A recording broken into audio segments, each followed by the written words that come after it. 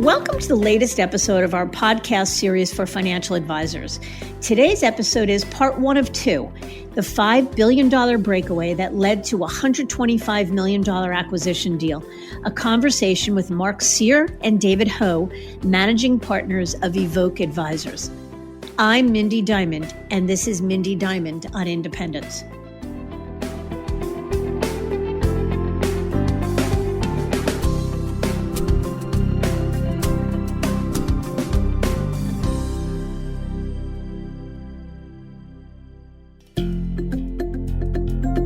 This podcast is available on our website, diamond-consultants.com, and on advisorhub.com, as well as Apple Podcasts and other major podcast platforms. If you're not already a subscriber and want to be notified of new show releases, please subscribe right on your favorite podcast platform or on the episode page on our website. And if you find the content in this series to be useful and know others who could benefit from it, please feel free to share it widely.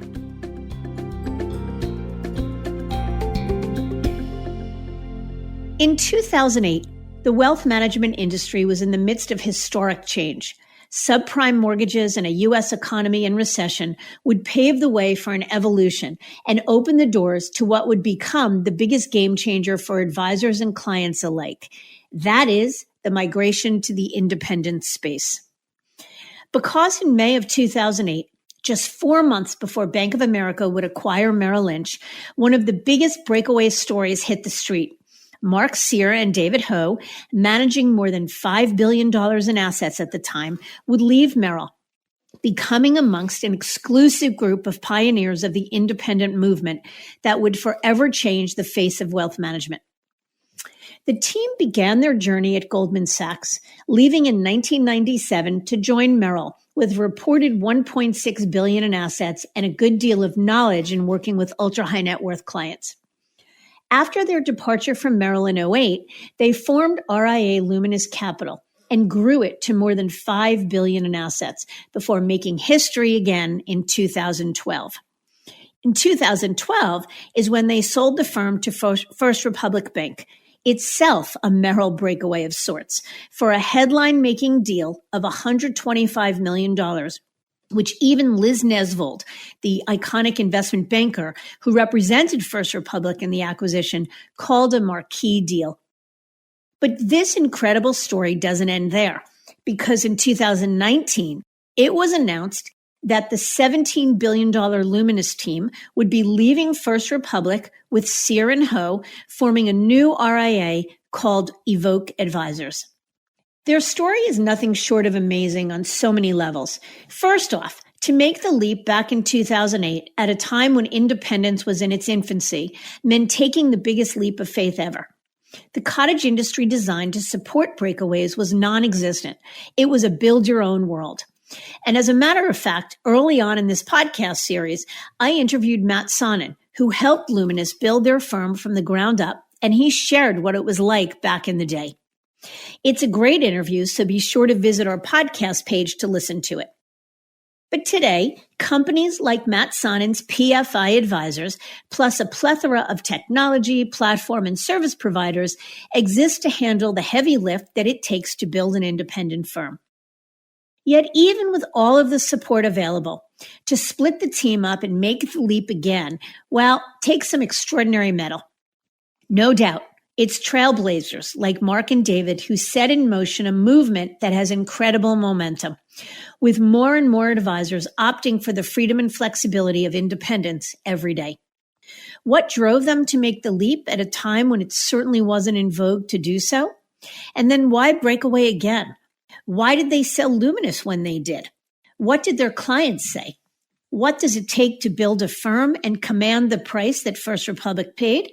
And so much more.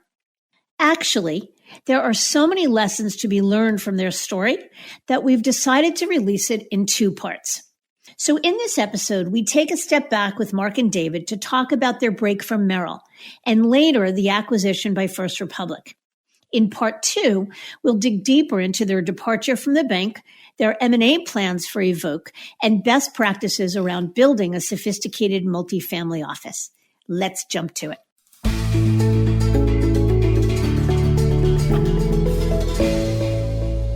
So I feel like I'm in the presence of wealth management royalty, and I'd like to welcome Mark Sear and David Hou to this show. Guys, thank you so much for making the time to be with me today.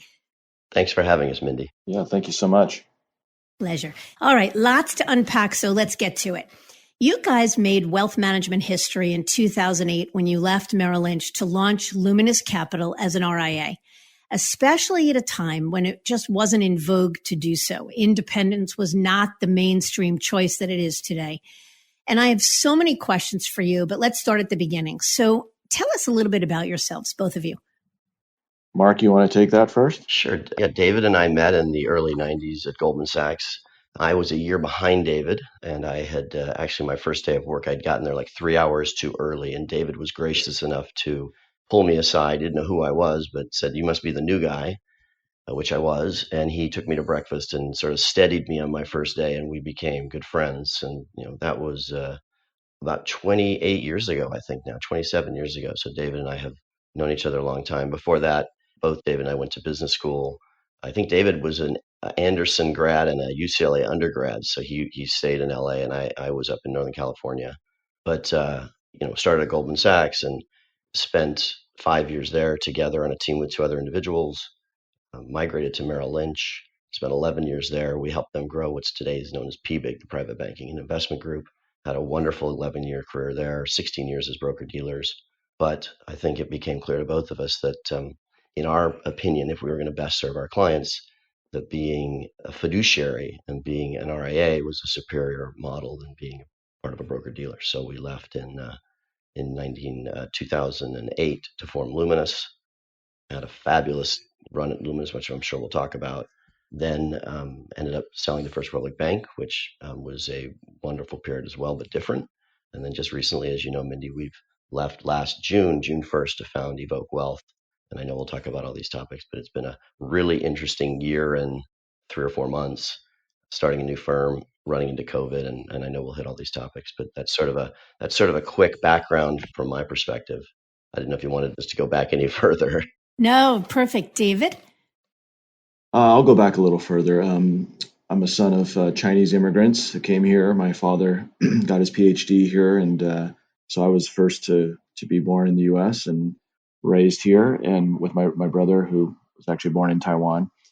So went to UCLA undergrad, as Mark mentioned, went to UCLA Business School, met Mark at Goldman Sachs, as he mentioned, and we built an incredibly good team of folks that helped us to manage our clients' wealth, and learned a lot at Goldman Sachs and Merrill Lynch over the years, and ultimately figured out that we felt we could do it better, as Mark has mentioned, and we'll go into more details. But been very fortunate to have the careers that we have had, and very excited about what we're doing here today. Yeah, and we will talk about it all. Can't wait to hear. You have certainly had an interesting career to date and lots more to come. So let's first start with Luminous Capital. I mean, I remember reading with great interest in 2008 when you guys launched Luminous, because it was such an out-of-the-box move. So how big did the RIA Luminous get? And if I recall, it was you were managing more assets when you guys left Merrill than you were when you launched Luminous. So you left some assets behind. And then how big did Luminous get? Okay, so I think the asset question is always challenging in our industry because there are different methods of thinking about assets under management.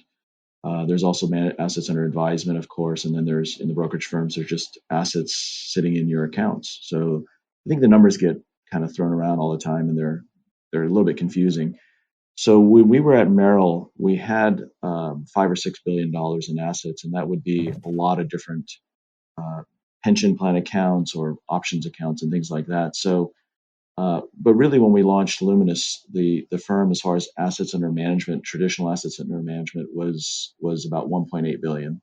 I think 1.7, 1.8 billion at the end of the day. And so that's the launch size of Luminous Capital. Eventually grew to just under $6 billion when First Republic acquired us. Yeah.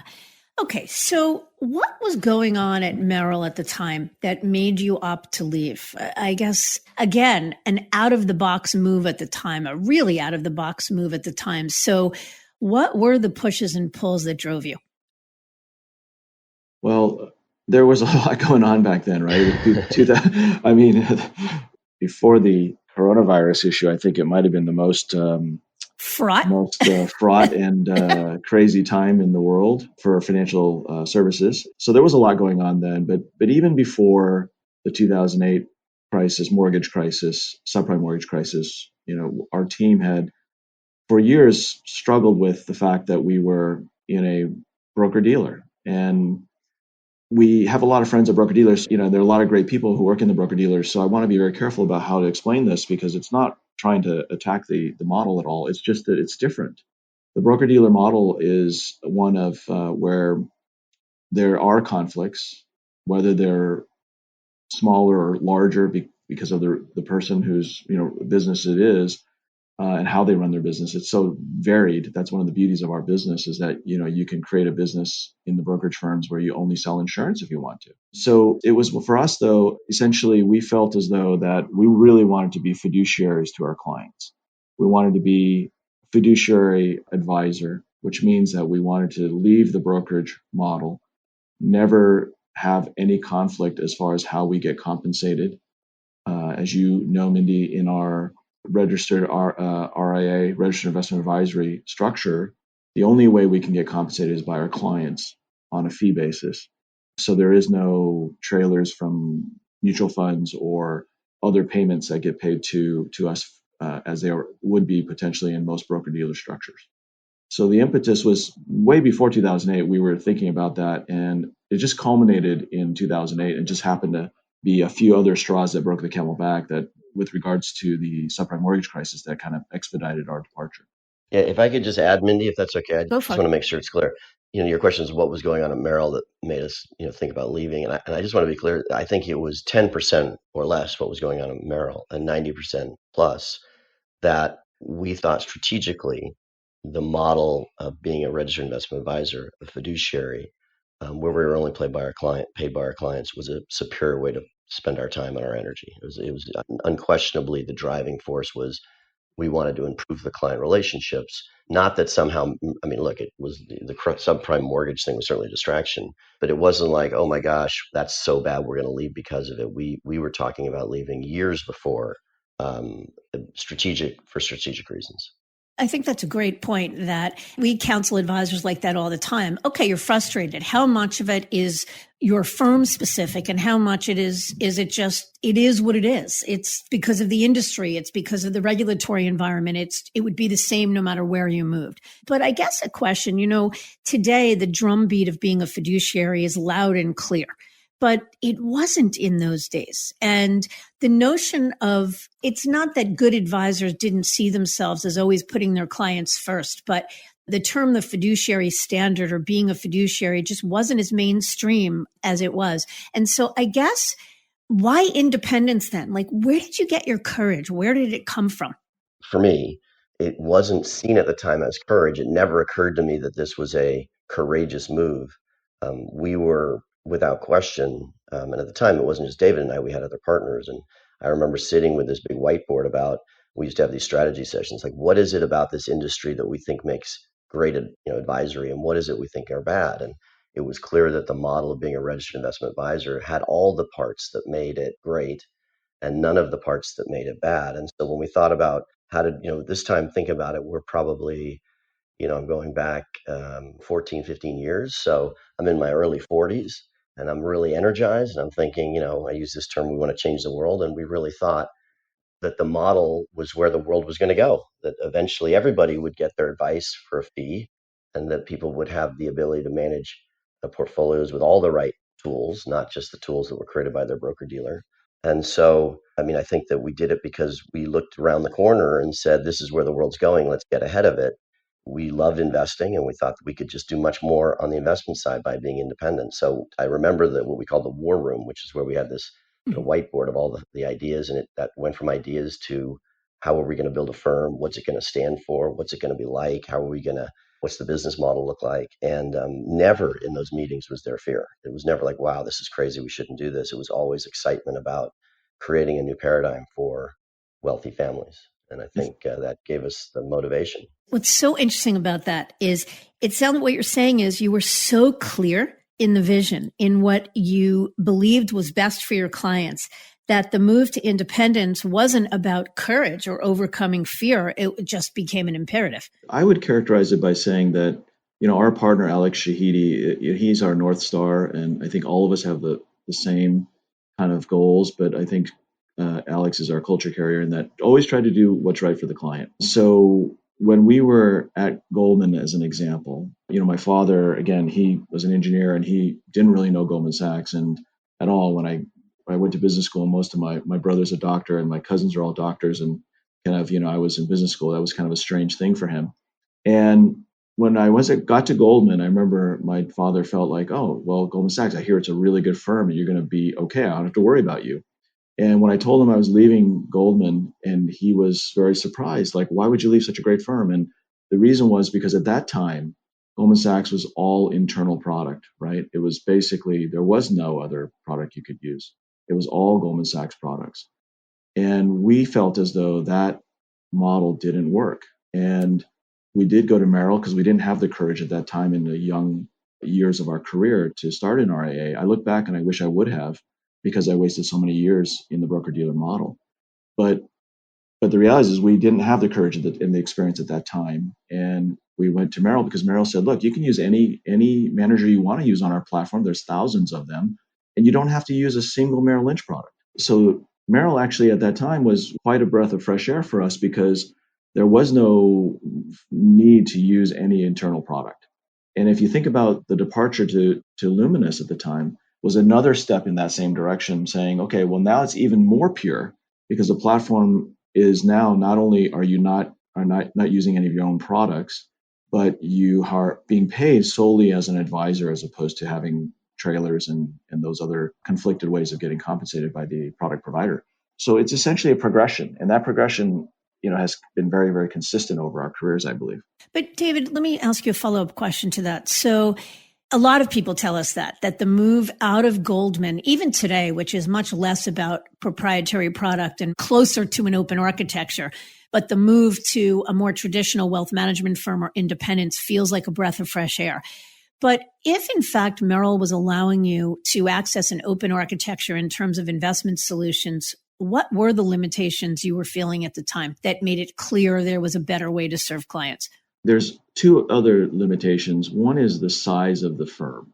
We spend our time a lot here today at Evoke Advisors and at Luminous as well, searching out investments that are not necessarily, multiple billions of dollars invested in them. They're not typically the really super large investment managers. I'm talking more on the alternative side than the public side. So when you have an organization that has $1 trillion in assets, you tend to look for alternative investments that will take at least $1 billion or $2 billion or $1 billion plus from you as an organization.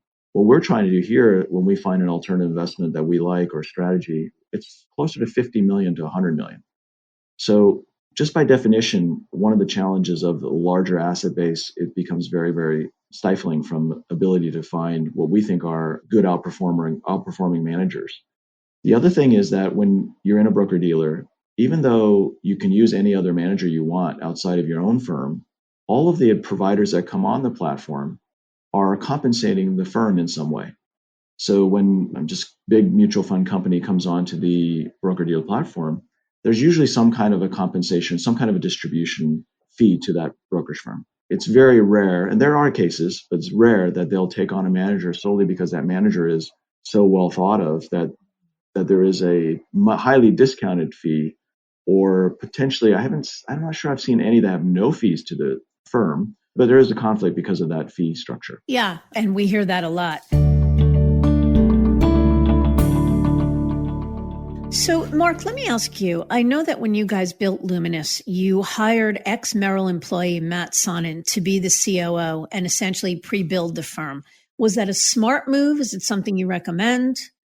Yeah, it was definitely a smart move. You've got to remember, when you go and you do this, you're an employee of a firm and you have limitations on what you're able to do. I think it's silly to think that you're going to go and start a firm, find office space, lease office space, populate it with all the right gadgets, computers and shredders and things like that, have the right cybersecurity, and do all the things that one needs to do to have a full service firm to land on if you leave a broker dealer without engaging somebody to do it for you.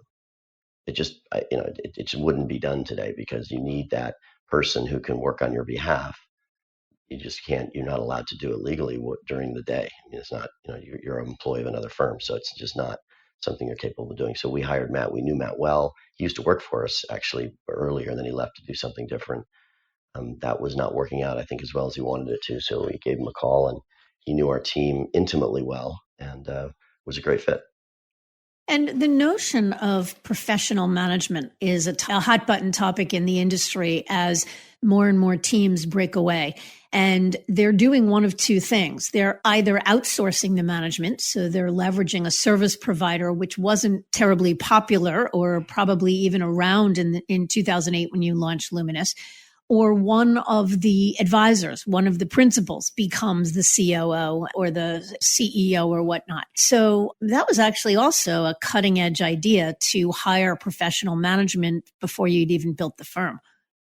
Yeah, but I think in this case, it's a little different than that. So we ended up utilizing Matt's services to found the firm, and Matt sort of was our operations person. But David and I have been sort of investment advisors our whole career at this point. We both spent 16 years in the broker-dealer model, and we'd never managed really anything, right? I mean, the firm managed the business, and we were in the advisory role. So when we founded Luminous, David and I were sort of thrust into this role of being advisors with part of our day job and managers with the other part. And, David, I don't think I'm speaking for you when I say I don't think your and I management skills are our highest and best utility. And I think to your credit, David, you recognized this early on. We brought in a friend of David's that he had known from business school to come in, who had a background in private equity, but also had been on the boards of both private and public companies and had a very good sense as to what made companies successful and enabled them to grow rapidly and also have great sort of employee relations, have people feel like they're part of a great organization. And we brought him in as sort of a consultant, and he did, I think, a fabulous job of helping guide the firm through that first 12 months, when I'm sure David and I would have done it effectively, but it would have been a lot of work for the best of us, both of us. And we are very different in our sort of thinking. So I'm not sure we would have had some tussling matches. It worked much better having a professional come in that was all he did was sort of help manage the firm. And so we didn't have that when we started it. And I would encourage people who were thinking about starting to look for who that person's going to be at a new organization, because Dave and I jumped in to the pool and quickly found out there's a lot of decisions from a management level that need to be made when you have your own firm. And it helps having somebody that's focused on that every day, 100%. Yeah, and that's the prevailing thinking. But I think it was cutting edge thinking. It was really, people thought you lost your mind in 2008. Not only did you leave to go independent when there were this, gazillion dollar transition packages to be had, but then to pay money out of pocket to hire a professional COO and a professional manager of the firm was even more outlandish. Can I just touch on that? It's important, because it's not outlandish. I disagree with you. If you think about what's in the client's best interest, if you're honest, truly honest about what's in the client's best interest, it's not outlandish at all. If you're thinking about personal economics, it's crazy. Yeah. But you know what? In those days, you're 100% right. Today, all that thinking is mainstream. But the independent space, the really robust independent space that we know today, was just in its infancy.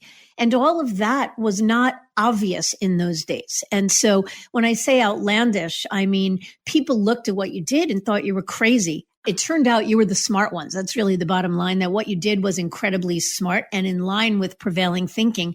It just wasn't mainstream in those days.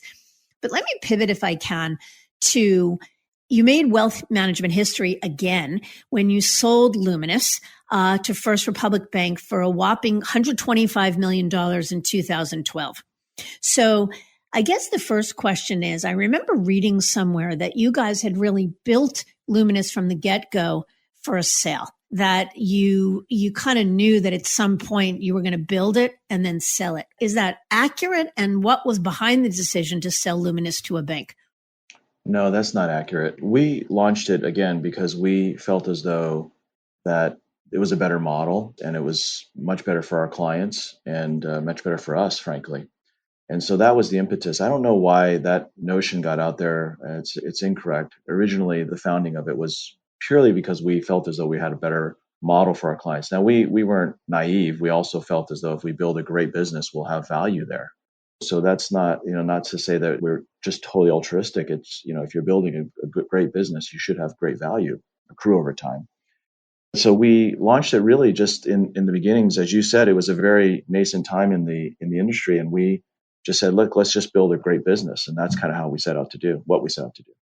But what was behind the decision then to sell Luminous to First Republic? That was a very troubling time for some of us. We, a few of us were kind of not so excited to do that, but as a group, the whole ownership team decided to make that transaction. As you mentioned, Mindy, a couple times, it was, as you mentioned, kind of breaking new ground, so to speak, of the industry. And so we were at that time not really sure what the best thing to do was. Right, we were building a business. We were doing we thought a great job. Clients were resonating with the model, but there were a number of other things that came up that were challenges. For instance, in the lending space, we have a lot of clients who need loans, and so at the time we were struggling with how do we provide these loans, and we were trying to partner with banks. We partnered with various providers. So there were basically other services that at the time we felt, okay, if there's an organization that is really boutique, really thoughtful, and very put their client's interest first, we should probably consider that. Again, we were 4 or 5 years into it, remember, and so we were just trying to still figure out how do we build this business out to be even better and service all of our clients' needs. And so that opportunity came, and it wasn't a slam dunk, but the organization as a whole decided to proceed with that transaction. Can I just weigh in here too? Because Please. I think, I have maybe a little bit of a different opinion. I was an advocate for doing this transaction with the bank. Maybe that's just a personality flaw. I like to be a builder of things. If you remember when we told the story, David and I joined Merrill when there was no PBIG. There was not one there at all. There was no wealth management, high net worth business at all. They dangled this carrot to us that we could help build a high net worth business like Goldman Sachs's. And I personally got excited about that. And I loved my 11 years at Merrill helping create PBIG. Today, it's one of the most successful wealth management franchises on the brokerage side of the model. And I think David and I and my partners had a big role in helping create that. So I'm a big fan of creating what I consider to be special businesses. And the idea at the time was we would still be RIAs, we would still be fiduciaries, we wouldn't have to be broker dealers. I like that. The bank was able to offer banking services and lending services that I thought were industry leading and would round out our product offering.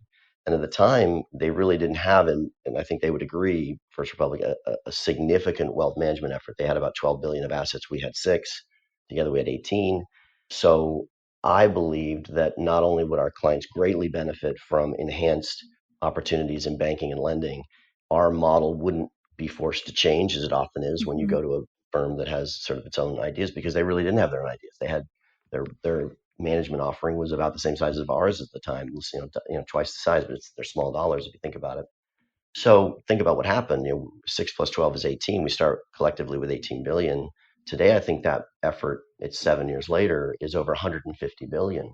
And I think we played a big role in that. So it was a fun thing to be part of. It was a great opportunity for our clients to get better things. Unfortunately, after the first couple of years, management, I think, got excited about what was being created and suddenly, started recruiting other teams and growing it.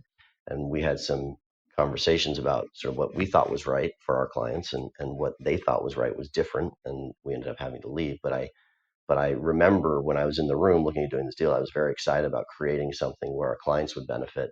And I think, we certainly did that for the first couple of years. We just didn't think that 18 billion would grow to 150 plus billion in such a, that's an incredible story, right? And and so and as you may know, Mindy, we actually helped to run the alternative investment division.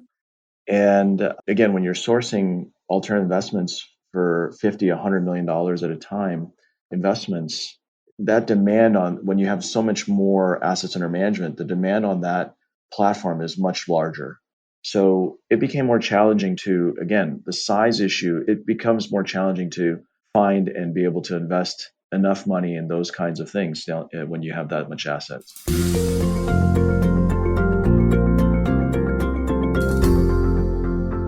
So I think it's fair to say that you guys put First Republic Wealth Management on the map. First Republic had always had a wealth management unit, but it was a sleepy one. And even though there were some advisors under the platform that were generating multi-millions in annual revenue, they were sleepy. And the firm really wasn't out there actively recruiting. And they were rarely the first choice of any top advisor looking to make a change. There is no question that the acquisition of Luminous and then followed by the acquisition of Paul Tramontano's Constellation really began to capture the attention of wirehouse advisors. That was really the beginning of it. First Republic has had great success of late in recruiting corner office wirehouse advisors. And those folks are joining because they believe it offers a significantly less bureaucratic culture than the wirehouse world, with more of a boutique environment, and the firm is paying competitive transition packages. I'd love to hear what you thought about First Republic's culture and value proposition. Let me first just say that if I wasn't creating Evoke Advisors and being on our own platform, I would definitely stay at First Republic. First Republic is a great organization.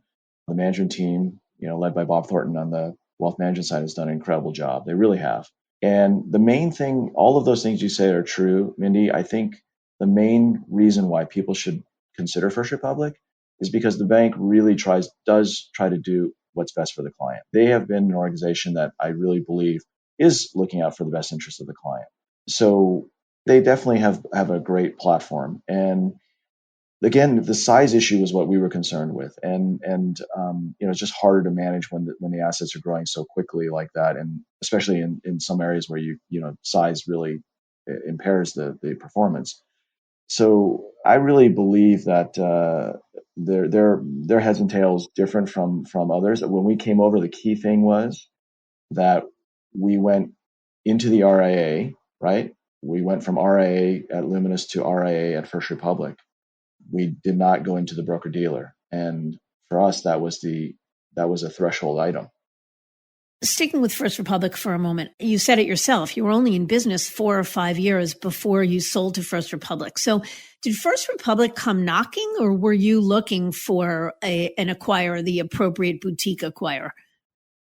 I would answer by saying it was probably both, in that lots of firms came knocking. I was surprised, and I would be probably too out over my skis to say at least 2 a month, but it felt like at least 2 a month people would call up and say, I'm a private equity shop, or I know I represent a bank. And so we were fielding these sort of inquiries, and they would come in through one partner. Rarely would all of the partners meet with the opportunity and try to understand what they were trying to do. David would come back and say, I just met with this guy, wanted to sort of look at maybe acquiring the firm, and then Eric would or somebody else. So it started by people coming and knocking on our door. And once the knocks got loud enough and we felt like if so many people are interested, we should explore this, we then retained professional help and went out and sort of did it what I consider to be properly, right? If we're gonna consider doing this, let's see what the universe looks like. Yeah, doing it strategically. Yeah. Right. So we didn't want to just ad hoc fall into something. We're much more. I think our DNA is to be proactive about things, not reactive to things in everything we do. And so this is one of those things where our heads were sort of down. We're serving our clients and trying to grow a business, and people kept saying, you're the prettiest girl at the dance. We should definitely, meet and talk about doing an acquisition. When that got to be to the extent it was, we brought in professional help to help manage that process. Yeah, it's so interesting. I mean, we said we agree that acquisition of Luminous really put First Republic on the map. And so I remember reading at the time that the amount that they paid to acquire Luminous was mind-boggling at the time. I mean, no one had seen a deal like that in wealth management for an individual business. And yet today we're watching, $125 million sale 5 years later is still an extraordinary deal. But the truth is today, regularly, the M&A market is incredibly robust. And every day we're reading about an acquisition because private equity acquirers, banks, any number of constituencies see wealth management and annuitized wealth business as a really good investment. Yeah. If I could just add, Mitty, on that topic, one of the sort of disappointments I had the day after we founded Evoke and all the press comes out, and I think there were 4 different articles written about David and I, with the sort of the stilt that we ripped off the bank and that somehow they were foolish to have ever acquired us. What were they thinking to pay that much money for us in the first place? And it kind of bummed me out a little bit because, to your point, I'm not suggesting for a minute we didn't have a great outcome, but I think our clients got a great outcome in that we were able to service them better and give them things that they wouldn't have gotten otherwise. And moreover, the bank got a huge win in that we walked into a $12 million asset management business and left when it had over $150 billion. So I think it was one of those rare things in life where all the constituents benefited. And I like to think of it as a good outcome. We just left because we had differences strategically. And I get frustrated, I guess, when I hear that from people that it somehow somebody had been taken advantage of, because I don't think that's true at all. Yeah, no, I don't think that's true at all. I want to pivot next to the third time you made wealth management history by leaving First Republic last year and separating from several of your partners and forming Evoke. But I agree with you. I think that if you were to ask First Republic, they'd be one of the first to tell you it was a wonderful deal. One, because they thought you were great. Again, it put them on the map and everybody benefited from it. I don't think that they feel for a second that they got taken advantage of or that it was a bad deal. I know that they were disappointed to lose you, but I don't think that they regretted having bought you in the first place. I would agree with you strongly on that point.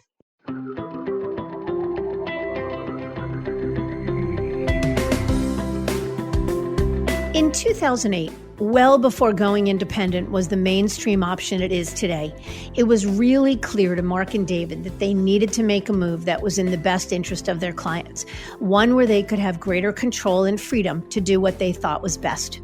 They didn't see that as courageous, but in fact as an imperative. Then came a second move to First Republic, which allowed them to grow the business further, yet still left them feeling that there was more to be done. In our next episode, Mark and David discuss building an RIA the second time around in a world that looks very different than it did a dozen years ago. So be sure to tune in. Until then, I thank you for listening, and I encourage you to visit our website, diamond-consultants.com, and click on the Tools and Resources link for valuable content. You'll also find a link to subscribe for regular updates to the series. If you're not a recipient of our weekly email, Perspectives for Advisors, click on the blog link to browse recent articles. These written pieces are an ideal way to stay informed about what's going on in the wealth management industry without expending the energy that full-on exploration requires. Feel free to email or call me if you have specific questions. I can be reached at 908-879-1002 or by cell at 973-476-8578 or by email at mdiamond@diamond-consultants.com. Please note that all requests are handled with complete discretion and confidentiality. And again, if you enjoyed this episode, feel free to share it with a colleague who might benefit from its content. And a special thanks to AdvisorHub.com for sharing this podcast with their viewers and subscribers. This is Mindy Diamond on Independence.